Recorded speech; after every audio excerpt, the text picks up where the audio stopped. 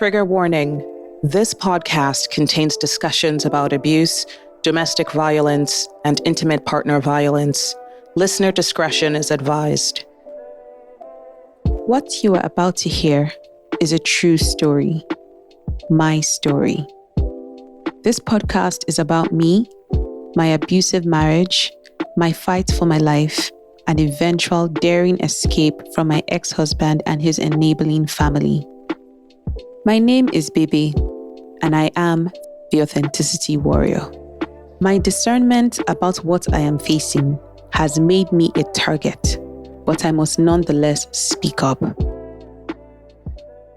Yeah, my name is Bebe, and I am the authenticity warrior. And I am Toro, and we are sisters. We live together. This is the first time we're living together in how long?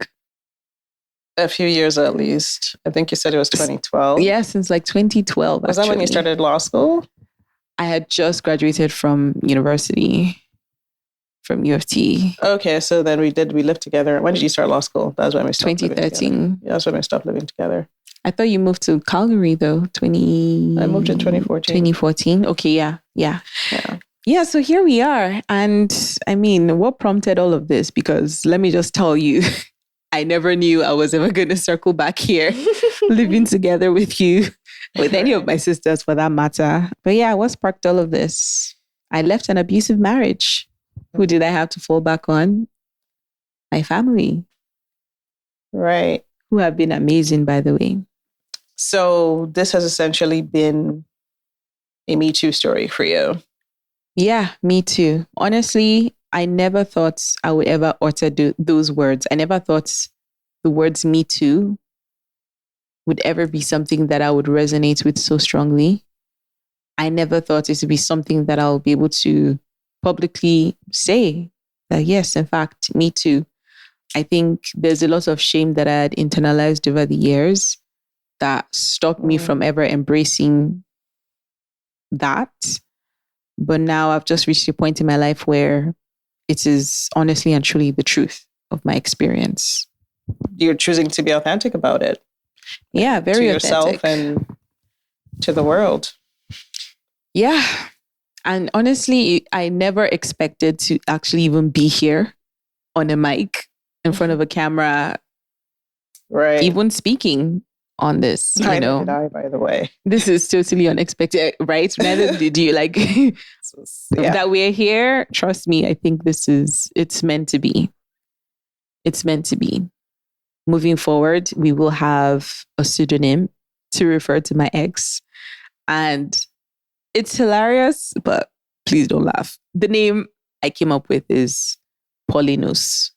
And that was the name that just came to me because I know that a name has power sometimes. And I guess in order to be able to really, really move on, sometimes you have to kind of dismantle the systems of power that kind of keep you in place sometimes. Come on, theory. And so the name Paulinus came to mind, and some people say Paulinus, some people say Paulinus, but for me, the razzer, the better. As razzly as you can say that name, that is the name, Paulinus. So that's the name. Right. That's hilarious and everything. But it's good you did that, actually, just to kind of diffuse things a bit, because wow, you landed in Canada and you sent an email out. Your family received an email from you. Yeah, honestly, and how in the world did I even land in Canada in the first place? Just to give some background info on that. So you were living in Canada, you got married in... So I was living in Canada, got married, and then moved back to Nigeria, literally to get married, actually. I just finished law school, moved back to Nigeria to get married. Stayed in Nigeria the entirety of my marriage. Which was? For about 5 years, from 2016 to 2021. Okay. And I actually had to pick up myself and my 3 children and flee the country for fear of my life, literally. And the way the whole thing went down, I honestly was not sure that I could even make that journey. So I'm just going to put that there. But yes, I landed in Canada safely, thank goodness, with my children with me, with myself, alive and well. I land into safety. And I, of course, immediately have to then notify the different stakeholders in all of this that, number one, I am done. Okay? Done. And number two, it's time to move forward. It's time to move forward. Left to me, I was not expecting the level of vitriol, vindictiveness, and just pure rage towards me just for daring to leave, for daring to not become a statistic, for daring to not die under the level of toxicity that I was buried under for all these years. And so for me, I'm just grateful that I was able to escape, and my escape is permanent no matter what. Hallelujah. Yeah, so that's just where we're at right now. So right. So I didn't want to give too much of a primer on the email, so I just described it as an email. But I think it's best. Let's just read it. Yeah, I was going to say, so you decided to read the email, and let's just get into the email. I sent out an email, of course. The day I landed, I sent out an email to my family. I sent out an email to my ex and to his family. It's the same email with everybody copied in there because I had to just notify people, of course. So I think I'll just go ahead and read the email. Okay. Dear ex, today I choose to dismantle a shame that is not and was never mine to carry by shattering my silence on the dynamic of our relationship. I have been severely mishandled, mistreated, devalued, and taken for granted over the entire course of our relationship and marriage. For almost 10 years, you have been a toxic and abusive partner in many horrifying ways. Physical assault, sexual harassment, coercion, and continuous threats to pursue other sexual partners, and the continued weaponization of infidelity. Extended violent outbursts of extreme and scary rage and anger. Relentless emotional manipulation and verbal abuse. Bullying and intimidation as tactics of control. Reckless and dangerous behavior as a means of punishment. For example, dangerous driving with the children and myself while in a rage. And financial neglect. On several occasions, not even the presence of the children nor any of my visible pregnancies could deter your blind rage. And there was no effort on your part to model appropriate behavior, thereby terrifying and distressing the children. At your hands, the children and I have been in distinct life-threatening incidents, and your continued unchecked behavior has worn me out. In tolerating and accommodating all this, I became a person I no longer recognize.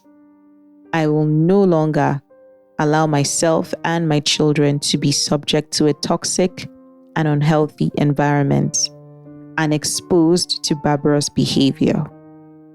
I am separating myself from you and this marriage. There is absolutely no room for reconciliation on this. I am done. The boys and I are safe and well. I will reach out to you shortly regarding our family dynamics moving forward. Right now, I am taking some space and will not respond to any contact attempts from yourself or anyone else before I am ready. Regards, Bebe. Wow, that email. Yeah. I mean, I received it obviously at the time, but like even you just reading it again in your voice is chilling. It is. To be honest, I try not to even go back to that email myself because a lot comes flooding back all the time when I read it. Because when you're in something, you don't even realize how deep or the level of chaos you're living in. Listing everything out there, I'm just like, the Bebe that I know would have never stood for even one of those things that I mentioned. Right. But here I am listing out things that span over 10 years. And this is not some once in a while thing. I'm talking about relentlessly. These are things that I would just keep enduring and enduring and enduring. So I can imagine someone else looking in and reading and be like, what? You mean you went through all that? Even I am still realizing everything that I went through. Oh, yeah. This is one of those things where the veils are just going to keep stripping and stripping. Mm-hmm. Healing is not linear. So there's always deeper layers. So I can expect things to keep coming up. They're already coming up. Even just 2 days ago, I just remembered something. I was like, what? I cannot believe. But yeah. Right. So that's the email that I sent out to the family, to my ex. And so what was going through your mind as you, because that's not an easy email to compose. Like that definitely took presence of mind, language, articulation, some transmuting of feelings right there in the moment. How are you feeling when you pressed send? To be honest, there were so many emotions I was still unpacking, even as I was sending that email. But I knew I had to communicate quickly because, of course, you know how long it takes to get to Canada from Nigeria. 17 to 24. Exactly. So 36 hours. So I already knew that I was running behind on the clock for me to be able to notify people so that there isn't like a panic. And so I sent that email, honestly, just trying to beat the clock. But mainly, if I'm being very honest with you, the emotions that I felt were just relief at the idea that as a woman, I broke through that statistic of being a victim, honestly, being trapped in something that I knew was killing me and would have actually killed me one way or the other. So death is not just a physical thing, by the way. Yeah, exactly. But even in my case, that was something I had to face myself, that am I ready to actually die accomplishing this mission of getting out of this marriage? Because for me, I was going to die either way. If I stayed, I was going to die, whether physically or actually spiritually, because the threats, my goodness. So I had to stare that down in the face, and to see that I actually was able to make it out, to me, I cannot even begin to describe the level of relief. We all know Nigeria to be such a chaotic country. Here I am, a single woman with 3 children. My oldest was 4. My youngest was had 6 weeks. 6 weeks and some change. At the most, he was 2 months, because I know I landed when I had brought him back to Nigeria. Shortly after delivery, he was 6 weeks old. I left Nigeria 10 days later. So maximum, he was 2 months old. Right. Still breastfeeding. Infant, yeah. Like, my goodness, for me to have made that trip with 3 children all by myself, something I'd never done before. I cannot stress to anyone listening to this podcast the level of desperation one has to be in to actually make such a trip. From Nigeria, let's not talk about transit with 3 children who the last time they were on a plane, they don't even really remember. Right. There was so much that went on. And when I look at my journey, I know that what it was that helped me to come out of it was beyond me. It was beyond me. It was beyond me, honestly. So to answer your question, yes, there was a strong feeling of relief that, my goodness, I made it out. Thank God. So I think for me, I also want to get into how you felt just reading everything in the email that I sent there. The email wasn't my first. You had already gotten like some info when you're just like, okay, I booked a ticket and I'm coming over. Yeah. You know, so. Yeah, I did give you like very brief. So it wasn't as jarring, because I'm like, okay, once you're running away, I mean, running away across the globe, things must be thick. So what is new here? What is new here? You know, what is new? It's like a template. Honestly, and that's you know, you listen to women's stories and it's like it's like a template.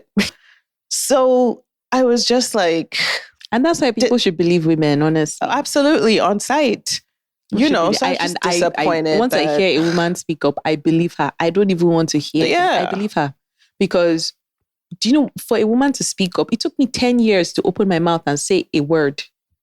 Right. Anytime a woman speaks up, I believe her immediately. There are some women that blah, blah, blah. Please. Negligible. Even excuse me. We're not even going to entertain it. Yeah. And that is just so commonplace. That is just so, but then to still just have it be so close.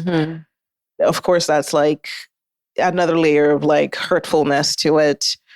So I guess we can even get into the background of, okay, where did all of this start from? To be honest, my actual exit, my actual escape, the journey of that began 2 years ago, 2020. And when 2020, man. 2020 what a was year. Real. I listened to lots of stories of other warriors like me escaping. I realized that 2020 was actually a major shift for a lot of women because there was something about lockdown. Oh, across every sphere of life. Across the globe. Everybody. Yeah. There was something about lockdown that aggravated abuse in a lot of women's lives. So 2020 was a pivotal year for a lot of women. Right. Unfortunately, some women actually died in that 2020. There definitely was an uptick. It was so bad. For a lot of women, that was their call to arms. Get out now. Okay? So for me, 2020, that was when I experienced the worst, like the height of the abuse. Because in all these years, when I would be getting the breakfast, as we say, when I was chopping that breakfast, that full spread buffet, chopping it regularly. I always, when I was like, at least he's not beating me. At least he did not touch me. There's that, when the bar is just so low, it's like, but that's when the bar was still for me. It was right there on that ground. I was just like, because in my head, that's what I justified that, you know what? The moment he touches me, then I know I have to leave. With abusers, right? They know how to fly right under that bar that you have put. Oh, of course. He'll do shit like break plates, punch walls. And that is violence. It's violence. Because I'm looking at you and I can see that what you actually want to do is to punch me in the face. Of course. I can see the hatred. I can see the anger. I can see that you actually want to break me into pieces, tear me apart. But because that is a no-go area for me, that once you go there, that boundary is still too far away. Exactly. They work up to it. So exactly, they have to be working, they have to be breaking you. So they get to the point where they know that when they finally hit you, you will take it. But he knew that I was still very far away from that boundary. He knew that I was still at the point where once you touch me like this, that is the end. So he'll be very terrorize physical. You in other ways. The physicality and all the other things, breaking plates, slamming tables, slamming doors, pushing, yelling, doing rubbish. But that 2020 was when he now finally laid his hands on me. And even I'm sorry to say, that was the first time I had to look at myself squarely and say, you are being abused. And that is actually what pains me the most about all of this. All the abuse up until that point, I had somehow internalized and accepted it as this, okay, it's still okay. Either maybe I don't know what it was that caused me to accept everything else, that maybe, because they get inside your head, they find a way to blame you for everything, to the point where even you yourself, you start to believe the lies that they tell. So there was always some justification or the other for why he abused me. And I, as gullible, because I loved this person and I trusted this person with my life, I believed the lies he was saying to me. And so I believed it up until that point. But this time, when he now physically manhandled me, I knew there was nothing anybody could tell me. I knew I had to look myself to myself, as they say in Nigeria.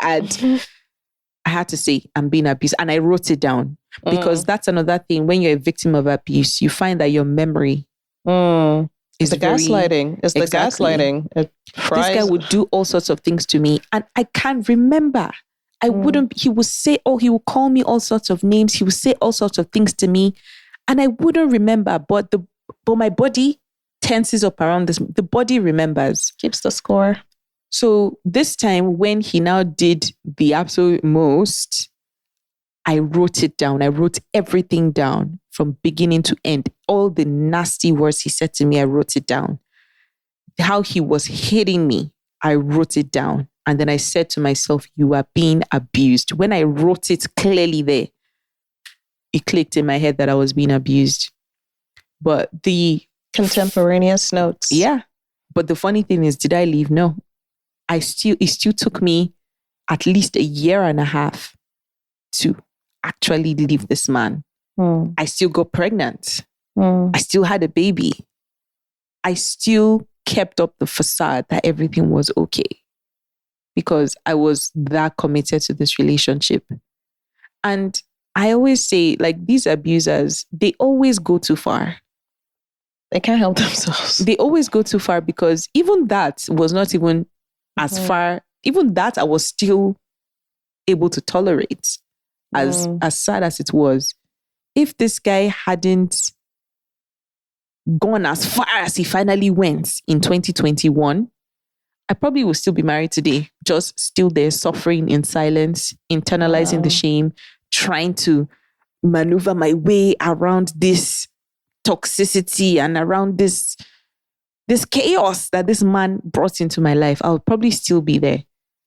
But when he pushed as far as he did in 2021, that was my key to salvation. That was my key to freedom. And I got the hell out of there. And there's absolutely nothing and no one that can ever bring me back into such darkness. 2020 was a shit show. Let's just throw that year away with all the other horrible things that happened in 2020. In my relationship with Paulinus, that was really the bottom. Like we had really crashed there. Everybody was like, we were roommates. In fact, by that point in time, we even had separate rooms. Everybody face your face. So I just zeroed in on my work and I zeroed in on my children, and I was not really participating with anything this man had to bring. Sometimes he would meander his way near me and manipulate as usual. Get his, I don't want to be crass, but I guess get his sex. It is what it is. And me, I'm like, carry your thing and go. Like, I just don't even want to be involved here. Like, take what you're taking, take it and get out of here. So that was the vibe, honestly. But I knew I wanted to have another child. It was very important to me. And honestly, I can't even tell you why, but I just felt like it was meant to be. And so I had taken out my IUD sometime in February of 2020. But of course, the nature of my relationship with Paulinus, everything had really crashed. So there was barely any sex going on. If it did, it never really aligned with my ovulation and all of that. So, or he would wild out. Exactly. In fact, at some point, I started to really question if this man was doing it on purpose. Every time, it is exactly when I'm ovulating, because I would have announced, okay, ovulating this week, let's get to work.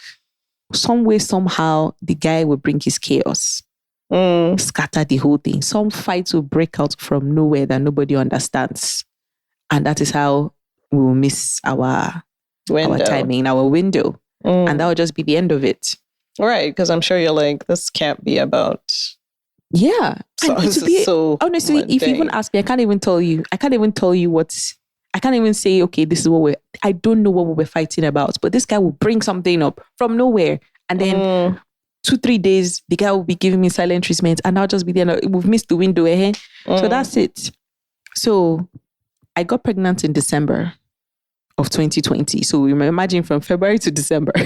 And anyone who knows me, like my first 2 children were not an issue in terms of conceiving. And I recognize that again as a blessing, and I don't even take it for granted. In fact, I'd already even made my peace with this, because I was just like, you know what, if by my birthday I don't get pregnant, I'm putting my IUD back and I'm facing my front with my 2 children. That is it. So, but of course I get pregnant in December. So how come everything aligned then? Well, December, we usually go, you know how people go back to Villa for Christmas. So he had carried us to Villa, his Villa, because me, I'm from Lagos. So we don't have all that whole go back to Villa stuff. So I mean, we do, but it's right there. We do, it's right there. But like, there's no special, okay, it's Christmas time, we have to go back to Villa kind of thing. So he had carried all of us, went to Villa. Maybe the guy was in a good mood. Maybe it was the fresh village air. I don't know what it was, but he was just on me.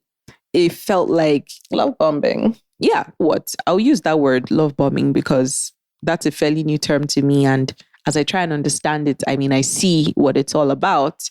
But yeah, he was on my case. And, you know, I started to think that, okay, maybe he's trying to change. Maybe I should be open.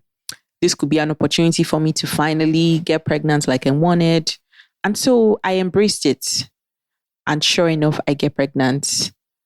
I know, in fact, I know this is crass, but I know the exact moment I got pregnant and everything. And so for me, I was happy when I found out that I was pregnant.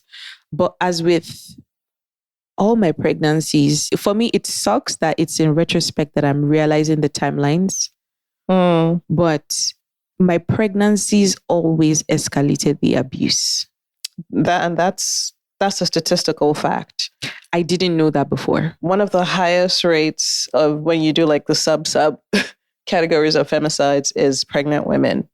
Femicides, can you like what's a femicide again? You know, like interpartner violence, a man abusing his partner up until he takes her life. During pregnancy, there's just something about it that. Then I guess that's it. You see, so for me, I was very happy to finally be pregnant. I knew that this was the last child I wanted to have. I was still hoping to have a girl. So I was just like, well, if it's a boy, no problem. Bottom line, this is my last card. I'm not getting pregnant again. And that was the vibe. But I was happy to be pregnant. But it was difficult. It was difficult because my pregnancies are always very difficult for me. I usually get very sick. I'm just never okay in my pregnancies. I'm not one of those glowing pregnant women that are having a swell old time with their pregnancies. My pregnancies kick my butt every single time. Every time. And this one was no exception. In fact, because there was such a break between the second and this one, it's like my body really, really felt it. And again, I was in my 30s this time. So I just wasn't smiling with anybody.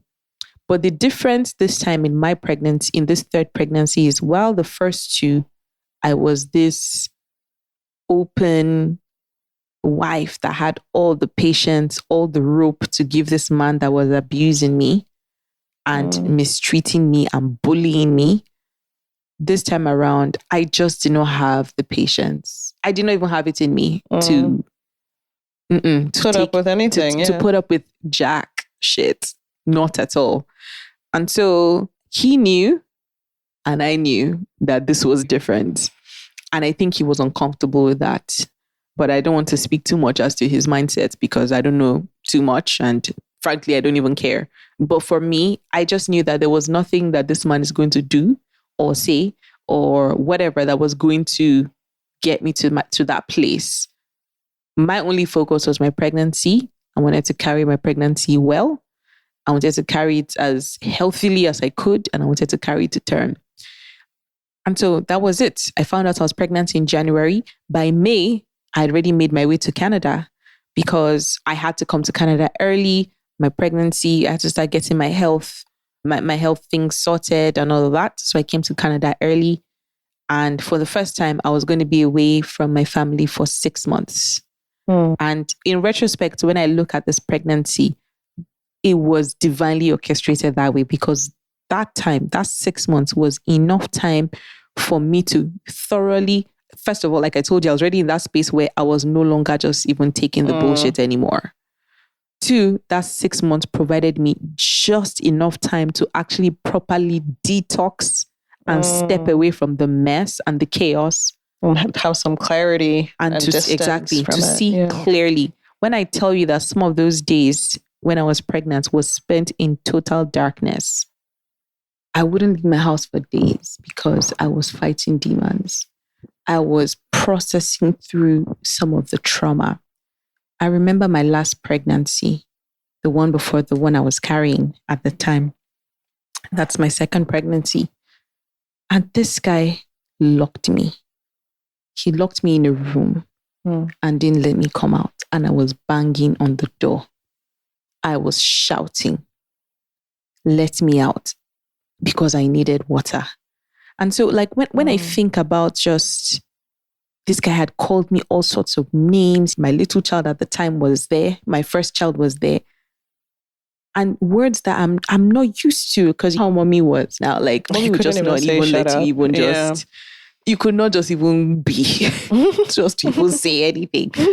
And I'll be hearing all the vitriol, the disgusting words, being called stupid, being called a bastard.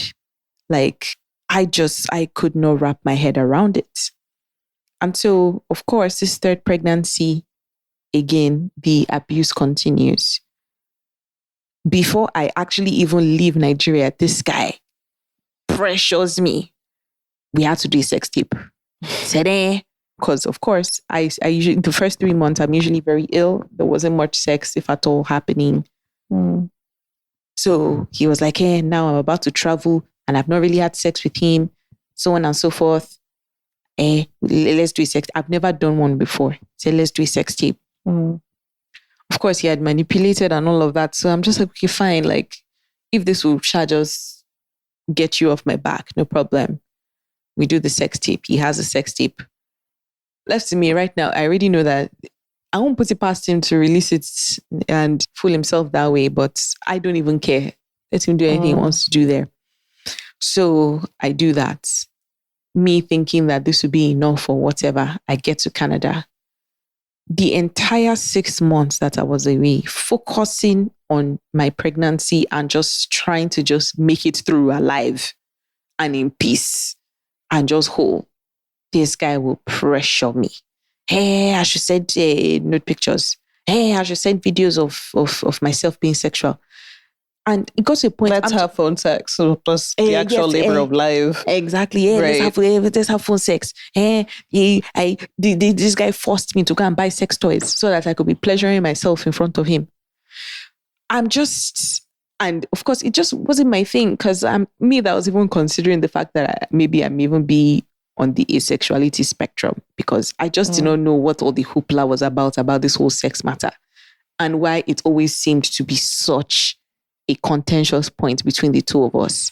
Because I'm just like, the way I understood, because I think I should clarify that I'd never had sex before. It was when I got married, I started having sex. So I used to internalize a lot of shame and be like, maybe it's me that doesn't understand how sex works. So because I don't understand why this guy, number one, can never seem to be satisfied. He just keeps demanding more and more. The requests get more and more. What's the word now? Boundary breaching. I would say, I'm not going to do pass here. That's the very one. Is that day that I say I'm not doing pass. That's the one he wants. And over time, I would just concede. I would just give in. Okay, take it. But it would just never be enough. So again, here I am. I'm just trying to be. I miss my children. I'm away for them for 6 months. I've never been away from them for that long ever. Those are the things that are of concern to me. My children, I'm just trying to carry my pregnancy in peace. I just want to have my baby. I want to worry about coming back to Nigeria. This guy made my life a living hell with his continued and relentless requests. After a while, I stopped talking to him, because it's like every time I talk to him, that is all it is things I ever about. So I used to dodge his calls. I used to avoid him. Like, just leave me. And so he too, I think he got the message. Was this the time that was also talk about a surrogate? Or like trying to... Oh, that surrogate one. This one was even before I left Nigeria. So this guy had said he wants to start having a sex surrogate. Me, I don't Because understand. You were going to be away? No. Because, from like year 2 of our marriage, this guy already started to pressure me. Paulinus, he would say he wants to start having sex with other people. At first, he will blame it on me. At first he'll say for experimentation and all of that, he's a sexual guy. He wants to have sex with other people. I'm just like, okay, well, you shouldn't have gotten married. Right. Was there any discussion of this before? No, you shouldn't have gotten married, 1 and 2. why get married to a virgin? Like I don't understand. Like, don't come and now start telling me that you're a sexual guy. No. Over time, we will align, we will sync. Don't come and be telling me what you want to do in sex or whatever. Maybe I'm not matching up. I don't care. Like, because he will find a way to blame it on me that it's because I am not up to par. Or whatever. But me, I'm just like, hey, oh yeah, teach me. Gosh, I'm so silly. But like, that was just the vibe. Like, again, being such a patriarchy princess that I was at the time, I was like, okay, you will teach me now, and then I will know how to do the one that you want or whatever.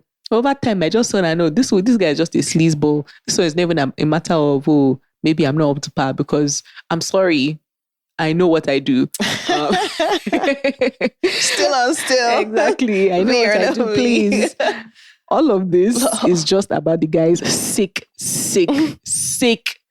Let me not even say sick, because honestly, there's no shame in it. Well, the sick ick feeling comes from the coercion. Yeah, from the coercion, because it's like, there's actually no issue with whatever, some of the things he desired or wanted, but mine is the making me feel bad about who I am. Trying to put me down because, okay, you want, and some of this is even too much, because I don't even, like, of course, I know I told you offline, but I'm not sure if I should say it online now. You can tease it. So tease it. Okay, you know what? I'm just going to say it, because this is authenticity warrior here. We're trying to be authentic. Right. So even down to watching porn. Now, I didn't mind him. He can watch porn all day long. I don't care, which oftentimes he even did anyways. And then he will now come and tell me about it, as if sometimes it's like, why are you coming to tell me? Are you trying to shame me about it? That, oh, maybe I am not doing it for you, so that's why you have to not the highlights. Do all of that. Like, watch your porn in peace. Like, it's just a private matter. You don't have to come and tell me about it and tell me about, hey, can you see what my life is resorting to, kind of thing. So he'll do all of that. Then he'll start telling me about how I look like a man, I'm masculine, I'm not attractive enough, and all of that. And I like the way I look. So none of that ever really used to enter me. But it used to hurt. Like, why is someone... Of course, because the energy behind it is hurtful. Yeah, it's like, why is someone that I love talking to me like this and telling me? Because sometimes I would hear the way he's talking and I can see he's trying to do something to me. Unfortunately for him, I actually happen to really like the way I look. So that was an area where I just wasn't moved. But then on one hand, you're telling me how much I look like a man. There's this double speak, and I'm not attractive to you. There's another angle to the waffling that you had told me about kind of historically, which is resenting your body for being too athletic initially. Then while you were still very fit and all that, because you had an athletic background, he's like, oh, saying he wants you to be softer. Then now when you're softer, he's telling you that you look like a man, you know? So which is it? Like, it's just that's part of the functions of abuse. It's just double speak everywhere for just spraying the vitriol to see what will stick, because it's just contradictory. And I think that's what I mean by, I spent much of the time that I was ever with this guy, the 10 years, just in a state of confusion. On one hand, he's telling me I'm like this. He hates it. I need to change it. I change it. You are like that. I hate it. I need to change it. Change it back to what he told me to change it from. And so I just spent much of my time dancing back and forth. I do it like this. I do it like that. I do it like this. I do it like that. He's never satisfied. Yeah. And you will not even know when the time has gone. Like, honestly, I cannot tell you where 10 years went. I cannot even believe I spent 10 years trying to please this individual. So leaving all of that one aside, because I let me circle back to the actual point is, I spend the entirety of this pregnancy dodging this guy. When he does reach me, he's threatening me. That I'm not satisfying him sexually. That's it. He's asking me to just do this simple thing. Why don't I just do it? Oh yeah. And I'm just like, I really do not in that tone. Like, where's the no romancing? No anything. I'm just like, I honestly, first of all, like, I don't masturbate. That's that. Like, I just haven't gotten to that point in my sexual liberation yet. So it's difficult for me to participate in things like phone sex or internet sex, all of that, because I'm like, and then now add this layer of pregnancy on top where it's like, okay, you want me to be touching myself for your pleasure. First of all, like, I don't like your tone. Yeah. Two, yeah, it's now even a threat. It's like, hey, yeah, do it now. Hey, if you don't do it, then I'm going to start. I'm going to go and have sex with other people. I'm just like, so is it under this kind of backdrop that I should now just immediately drop my pants and start touching myself? Like, I don't understand. So he would constantly threaten and threaten and threaten. He's going to have sex with other people and he's going to get a sex surrogate. Shebi, we have a nanny. If we can hire a nanny to take care of the children, then I should have no problem with him hiring a sex surrogate to take care of his needs since I'm not taking care of his needs. Just the rubbish. So all of that talk actually started, like I said, from like the second year of our marriage. He would always weaponize. He wants to start having sex with other people. I'm not doing it for him. We can just be an arrangement. Nobody outside of our marriage has to know. Just the two of us will know. And I'm just like, no, that is a hard line for me. You know my history. I am not doing this whole thing of having sex. I did not sign up for that. The moment you do it, this marriage is over. And I would always be very clear about that. But that was never enough for him. He wanted my consent to it. He did not have the guts to go out and be cheating openly cheating on me or having sex with her. Because me, I was like, go and anything you want to do, don't come to my door and try and break my boundary. If you feel if it is that important to you, go out there and do it. And then when you come, we will both visit the aftermath. We'll figure it out. Whether indeed I'll carry my bag and be going or not, like we'll figure. But don't try and be getting my consent to anything you want to do. Have the chance to do it, and everything, and also the challenge of the devaluation because they're constantly, But like he always wanted to co-opt me into his mess so that I could never shout and say. Because like you always point and say, well, I told you. It's the transference of shame. Yeah, exactly. Just loop you in there. Exactly. With them. So, of course, I'm pregnant again with our third child. He brings out this whole sex surrogate thing again. That he's going to go and get a sex surrogate. Because I don't even know which one is sex surrogate. And in retrospect now, I already know he was already doing all this shady stuff. He was already doing it. Because when I think of the peaks or the random times that he would just come and be pressuring me, he wants to start having sex with other people, it's probably because he already did it and now he's trying to get retroactive okay on it, you know? That's your read. Exactly. So, but me, I didn't care enough because I didn't care enough to be a snooping. Honestly, there were too many problems that I was already dealing with this marriage. I was not going to be sniffing around. I was not going to be that kind of wife. I didn't care. And left to me, that would have even been easier for me to have even found evidence because then I can carry my bag and go in peace. But that was just never my priority. So I left that alone. And so that's what I spent the entire, my time away from this man, just the constant threats. And so it gets to a point where I finally have my baby. And then I'm like, okay, this is 2 weeks to the time I was supposed to return. I'm like, well, I was left with a choice, right? There's already this history of this guy constantly pressuring and manipulating and coercing me into sex. I have my hard boundary of I am not going to have sex with anybody that is having sex with other people.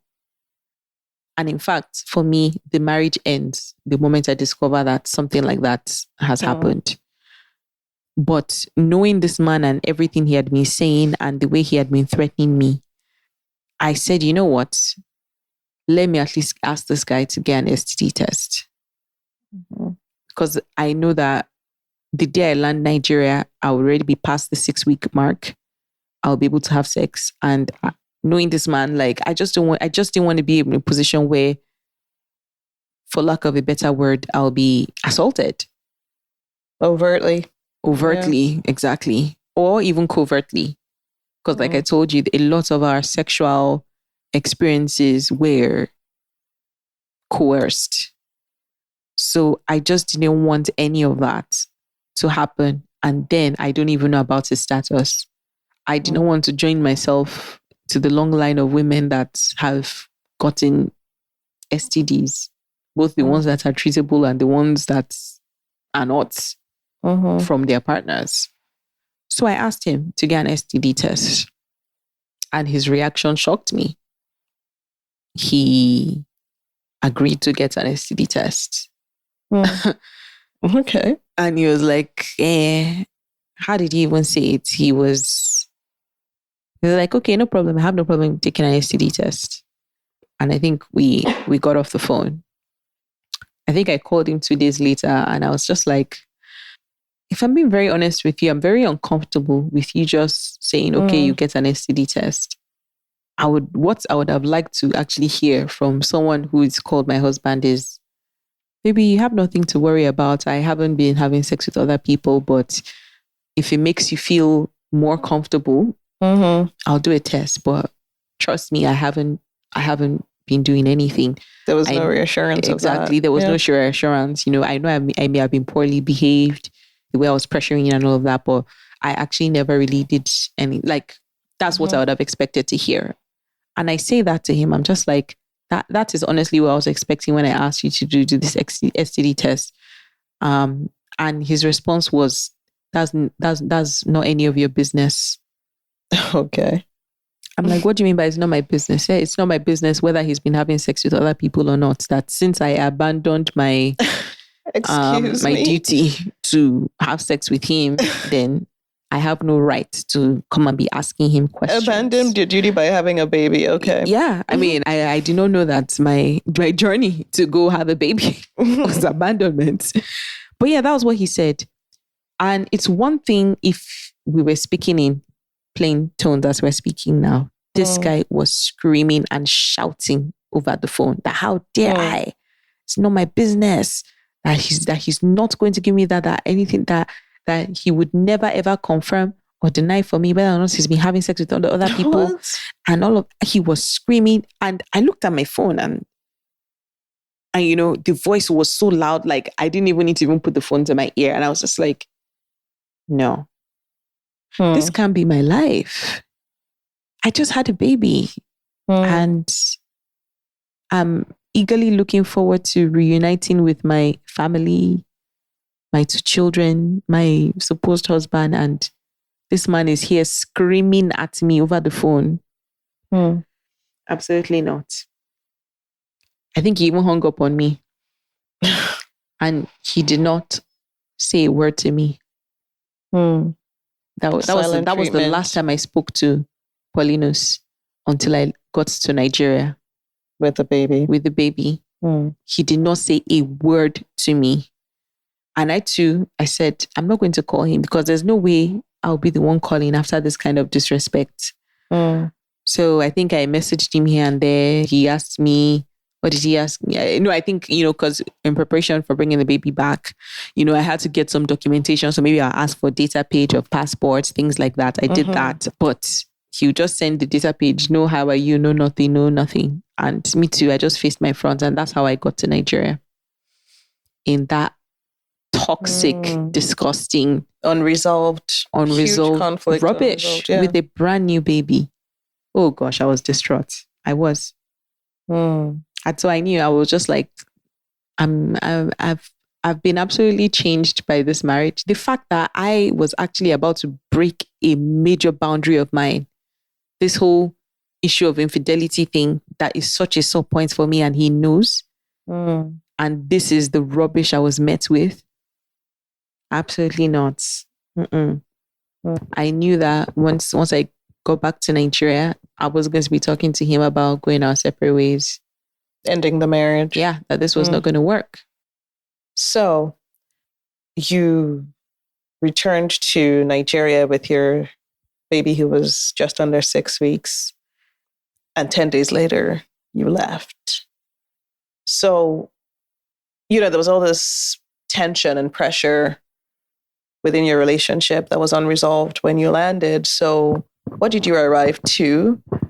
And what was it like in those 10 days, up until when you left? From when I landed, what I was faced with, even I was shocked.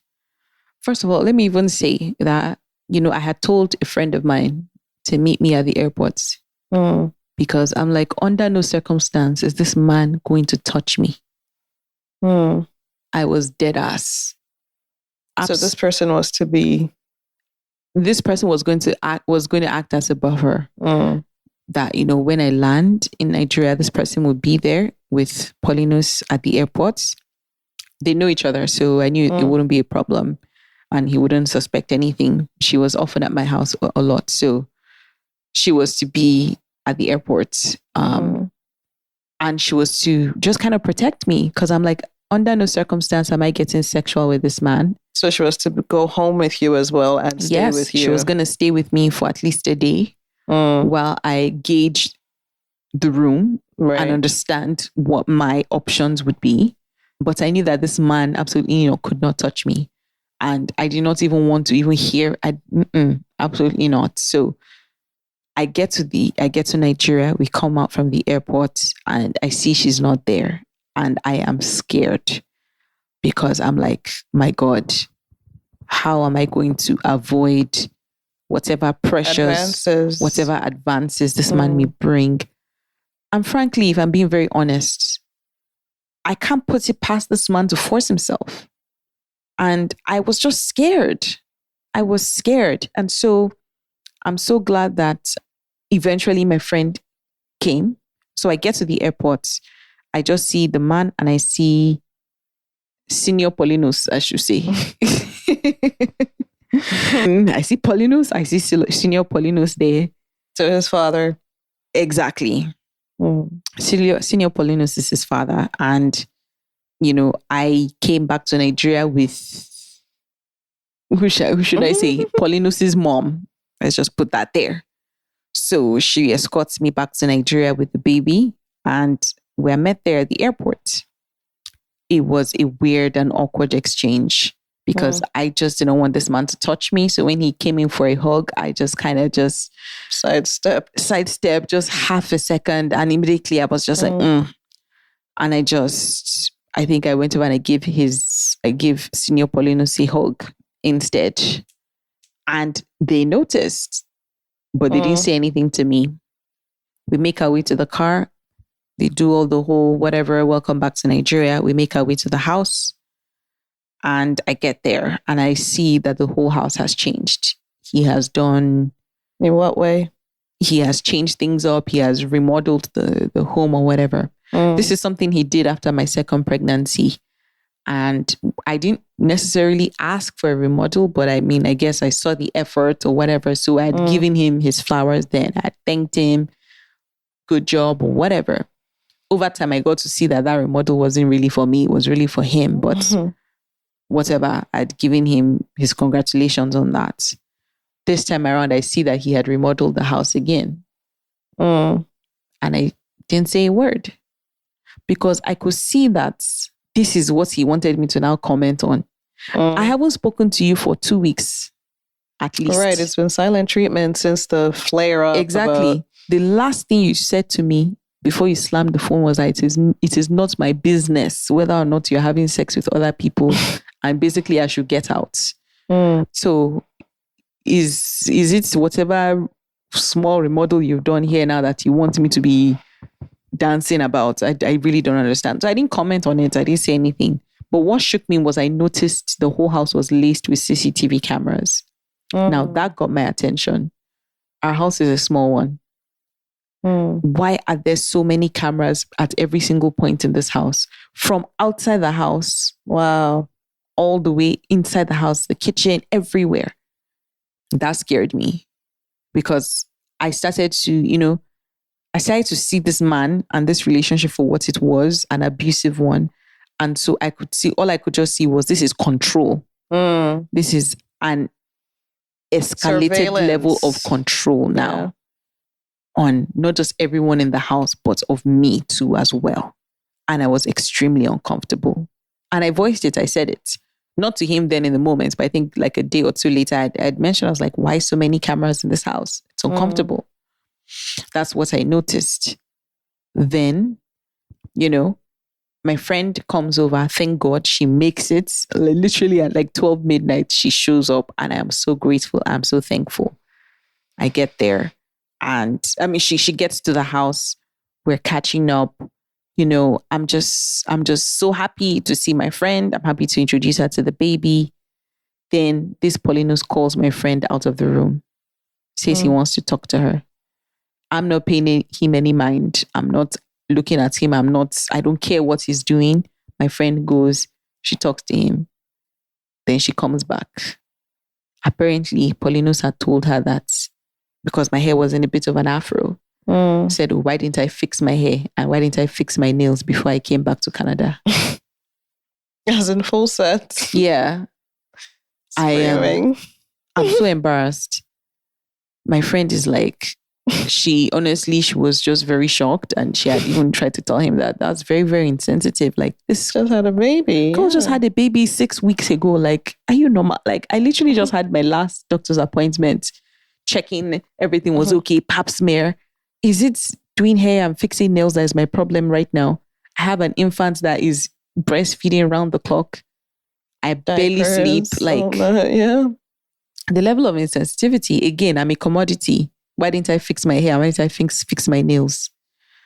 So, of course, my friend and I are just aghast, and we're just like, yeah, this is very weird. But I'm glad that she's there. You know, of course, she's concerned because she understands why I had insisted that she come over to the house. And so she's like, girl, is everything okay?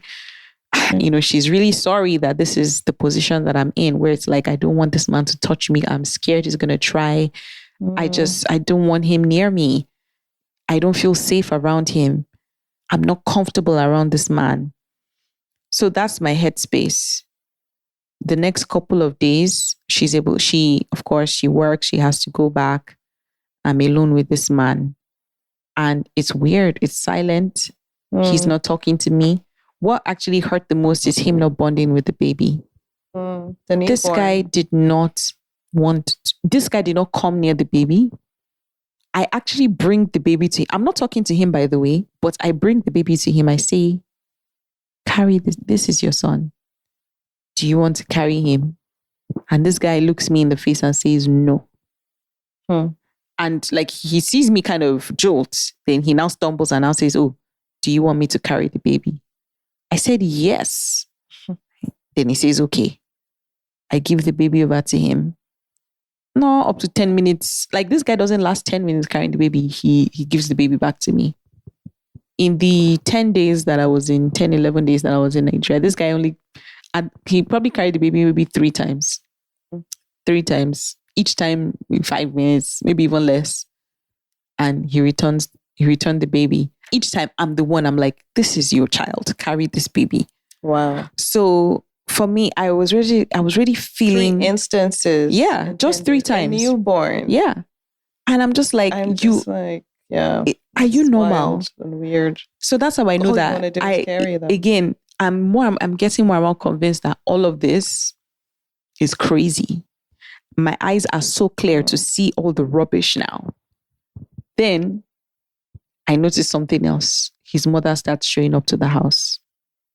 Paulinus' mom. This is not normal. She doesn't usually. No, this is not normal. She doesn't even have my time like that. Like, she's such a busy woman, you know, with their social calendar and the like. I'm very surprised with the number of times she's coming to the house. And each time she comes, it's like she wants to talk to me. She wants to say something, but she can't find it within her to say it. I know she wants to talk because I had gotten to realize that this guy was always going to go report or talk about stuff within our marriage to his parents, especially to his mom. But of course, he would have changed the story. He would have villainized me and victimized himself. Of course. So this time around, of course, they had noticed, like I said, they noticed the awkward exchange at the airport. So she shows up to the house. She says she wants to talk to me, but I don't know what she wants to talk about, right? So, or rather, I have an idea, but I don't give her an in to talk to me. Me too. I'm not going to say, this is what no, I keep my mouth shut. And I'm like, anything you want to say, bring it out and start saying it. But she was too, exactly, talk to me direct. Don't go through the corners. So, but I could see her discomfort. She did not know how to say what it is she wanted to say. And me too, I did not give her the opening to say anything. So we'll talk about the baby, we'll talk about this, talk about that. She will not say what she wants to say. She will go. She will come back again. But I started to notice that she started to insinuate that I'm going through postpartum depression. I'm like, I will shake my head. I'm like, this has never been my problem. Never. And that's how abusers work. They do the most. They literally open their yash like this to you. When you now react, they will now flip it around and say, like in Amber Heard's case, mutual abuse. She's depressed. That's why she's reacting to my abuse. Right. Like they're not normal. So she started to say, Abi, am I going through postpartum depression? That she noticed the way I've been behaving towards my husband. This one, that one. I'm like, you did not ask me any questions. Right. So don't come and be trying to drop anything here about postpartum depression. But of course, I won't say anything to her. Like, no, that has never been a problem of mine. I'm not going through postpartum depression. No. She'll keep quiet. The next time she goes again, I just noticed that I also noticed it from him too. We barely spoke. We barely interacted. But when you do, you're trying to say, am I depressed? And all of that.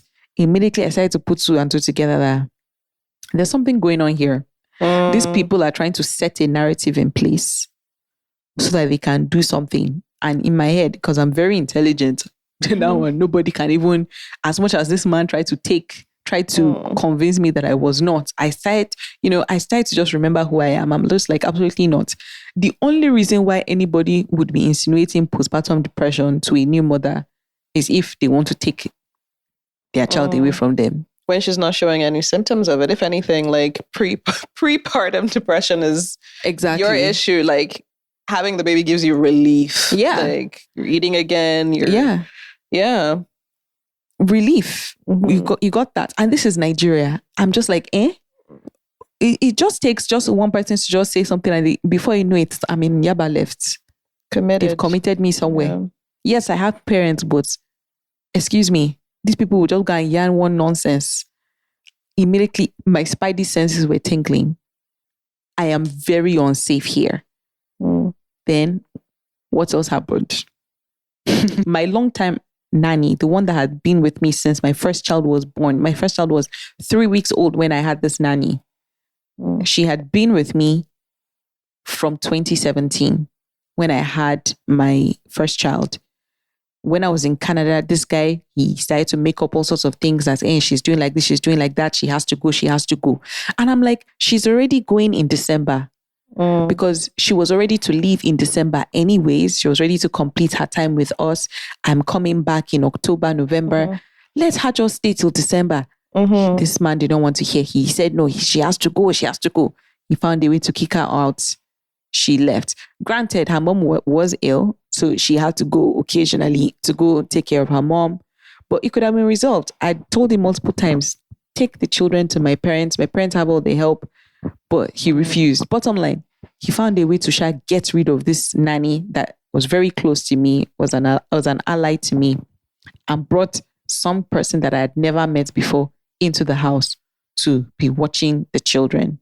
I'd already put two and two together. This guy is replacing pieces around me, pieces that could be loyal to me or could be a cover for me. He's replacing them and he's exposing witnesses, me. I had been driving myself in Nigeria all this while. I'd never had a driver.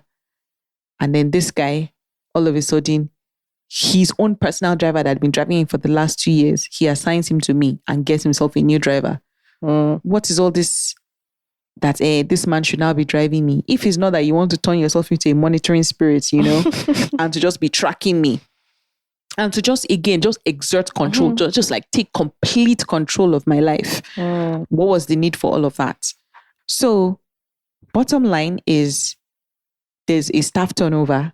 I don't know these people that are here. Finally, some lawyer shows up to the house. He calls me downstairs to his meeting room or whatever, says there's a lawyer around. And then I get to the meeting. This man wants me to hand over all the life insurance policies for myself and the children, all their RESPs, their education savings plans. He wants me to hand it over to him. These are things that were set up in Canada. And because this man never bothered to show up for any of their deliveries, I'm the one it's my name that appears on all the documentation because you actually have to be physically present in Canada to sign some of these things and all of that. So he now wants me to hand everything over to himself. He had gone ahead to create a trust or whatever, but he's the beneficiary of the trust. And it was only when he dies, life insurance, exactly, that myself or the children may become the beneficiaries, because he had also attached his siblings as the administrators of the trust. Who knows what these people want to do? But bottom line, the lawyer shows up with all this documentation, tells me to sign. Thank God that I noticed that his names were not, because what would I have used to escape signing these documents now? You know, I noticed that his names were misaligned on the document. They did not match up with his passport. Immediately, the lawyer is like, no, we cannot sign any of these papers today. We have to sign it later.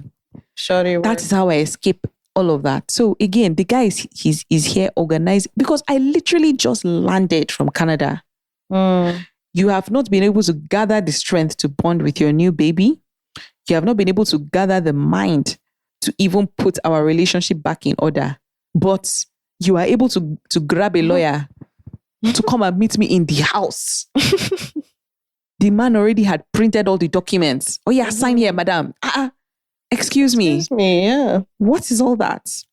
So that's just how I knew that all of this was a hot mess. And I knew I was in a pressure cooker, a boiling pot, and I needed to jump out of it quickly. This appeared like this man was getting ready to do something. I still did not know what, but knowing the person that I was dealing with, I knew it to be messy. I knew it to be toxic. And I knew that it was set up to actually destroy me in a certain way. Again, like I told you, all this whole postpartum depression, this man knows how much my children mean to me. So I knew that at the very least, this guy was trying to devastate me in a way that I would never be able to recover from. And that is ripping my children away from me. And so I knew that I needed to get out. It never even occurred to me that, okay, I needed to actually get to Canada, because like how am I going to do it with 3 children? I've just come back. How is that really possible? But I knew that I could no longer remain. So that's when I go ahead and I have a conversation with this man. In fact, I don't even prompt the conversation. By himself, in the middle of the night, I'm breastfeeding. He shows up and he's like, it's been weird between us. You know, let's try and get to the bottom of things. And the way he shows up to me, I assume he's coming in from a genuine place. And so I feel, you know what, let me just open up and just tell him that, you know what, like, I can't do this anymore. This marriage needs to end. I no longer want to be here. He gets me to open up. And as soon as I open up, he flips the script on me. He gets very angry, like raging. So this has been my plan all along. Blah, blah, blah. He goes on and on. That yes, he can see right through me, that it's not going to work. And I am so scared. Like, I'm breastfeeding my baby. That's the only thing that gives me just even a little bit of confidence that, because it's in the middle of the night, it's dark. Like, I don't even think I think they're even taking light or something. I was scared that like, this man can do something to me right here, but right now. But like in my head, I'm just thinking, I'm breastfeeding my baby.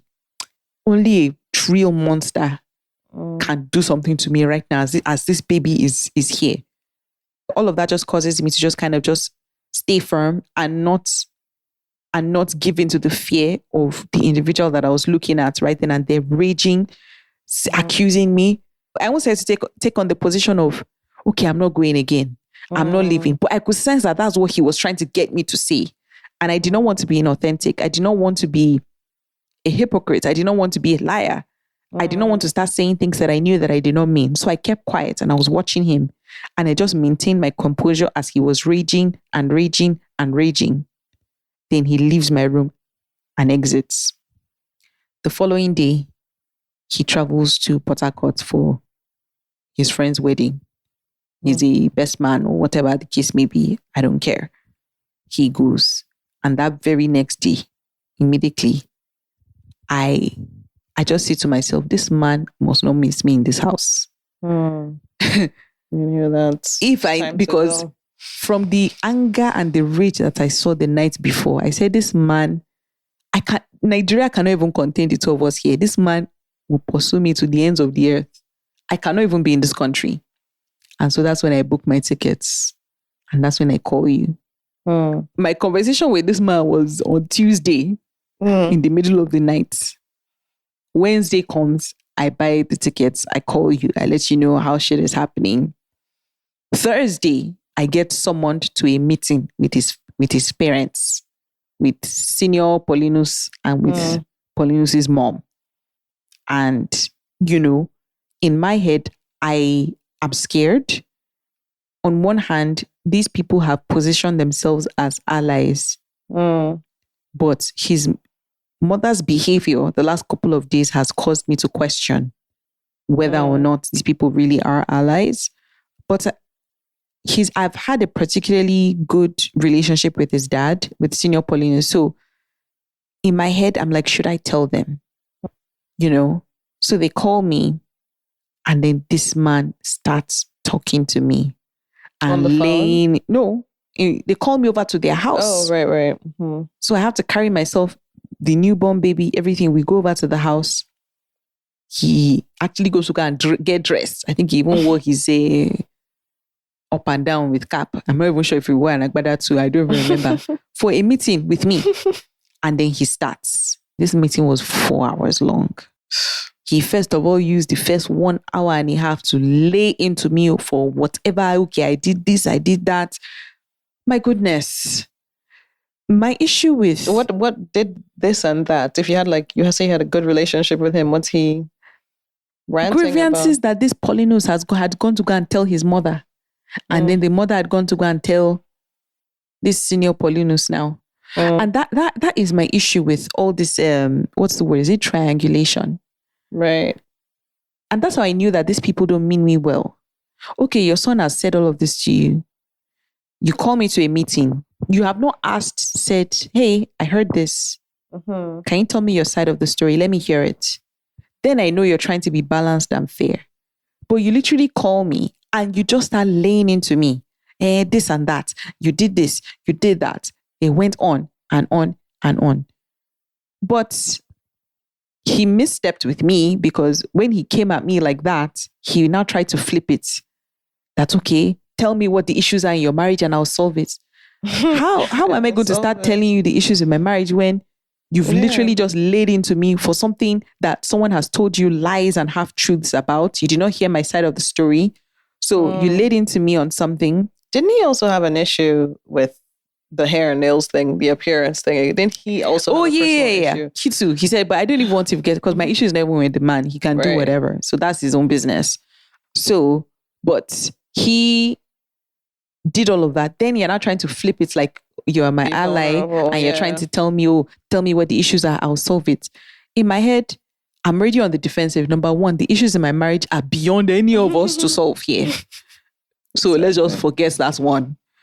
Number two, the way you've come at me like this, I know for sure you don't have my best interest at heart. And if I say a word, the only thing you're going to do is just try to patch me up and send me right back into the hands of that abuser.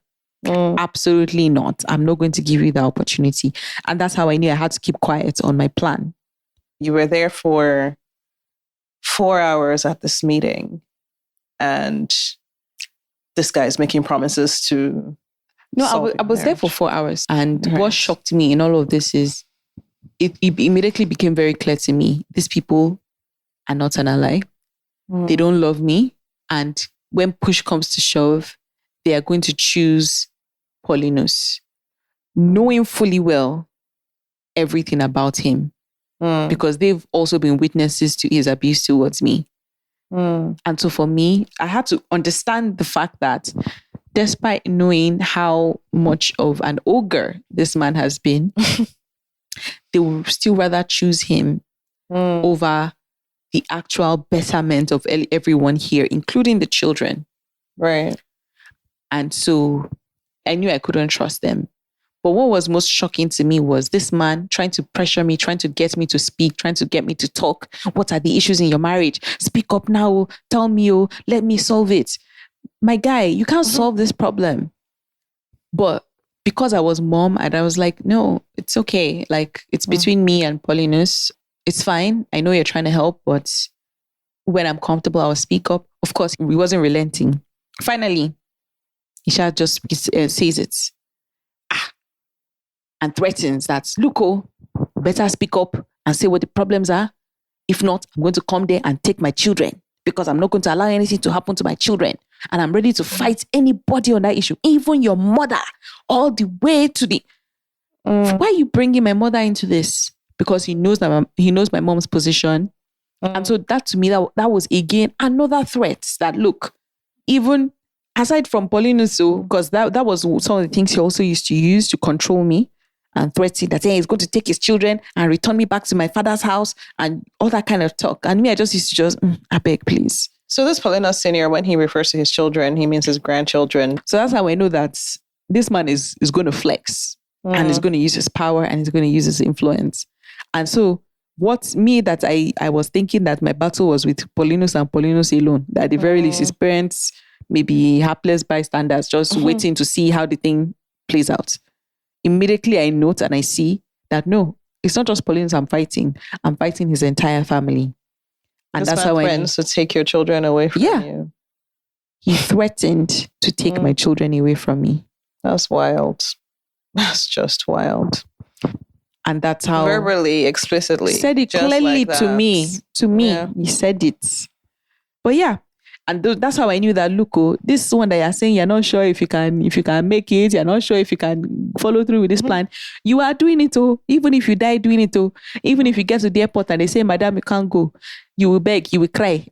Like, I was ready. I'm like, no, anything I need to do, I need to get out of this country tomorrow, no matter what. And if absolutely no way, no how I'm not able to leave, then I will run to my parents. But that I'm not going to do everything possible to get out of this country. As far away as possible. That's a lie. That is how I found myself getting on a plane with 3 children. Wow. 1 breastfeeding, 2 just happy and excited to be on a plane. I can't even... My goodness, you don't even... I think the story on that journey alone is something else. I can imagine. Thank you guys for listening to my description of just everything. I know this is a lot to unpack. It really is. But I promise we're going to break things down even further. We're going to take our time. And, hopefully we'll get to the point where we will have Q&As and dive deeper into some of these things, because this is a lot. It's a lot. Even as I'm speaking now, I've been riled up. I've been riled up.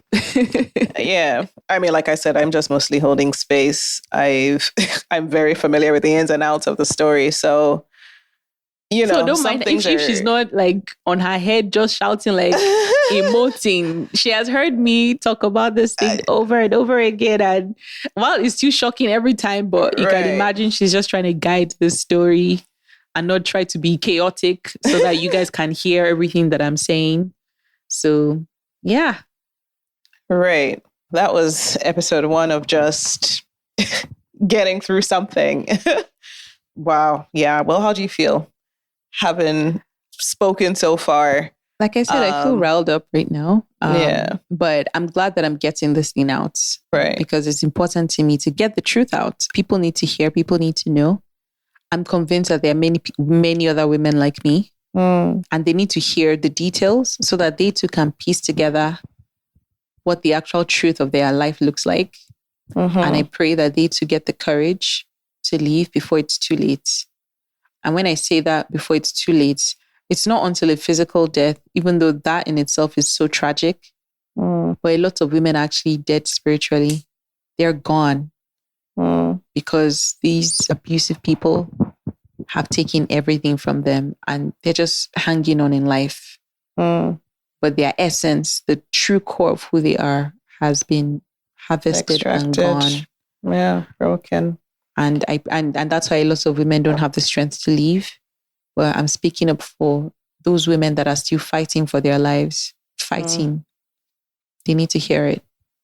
And, I commend you for that. Earlier we'd spoken a little bit about my reaction. And if you remember when you first, arrived in Edmonton, I just kept saying, it's the bad bitchery of it all. It's the bad bitchery of it all because bad bitch energy. Like, I'm just, blown away by the courage that it takes to make the decision, to face yourself and your reality, to follow through with the decision at great, immense risk.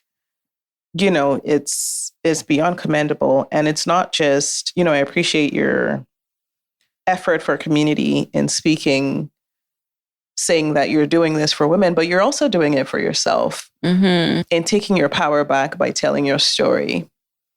The Achilles heel of an abuser is exposure. And, you have to shine a light on the situation because it's the culture of silence around it that just keeps so many people bound as well.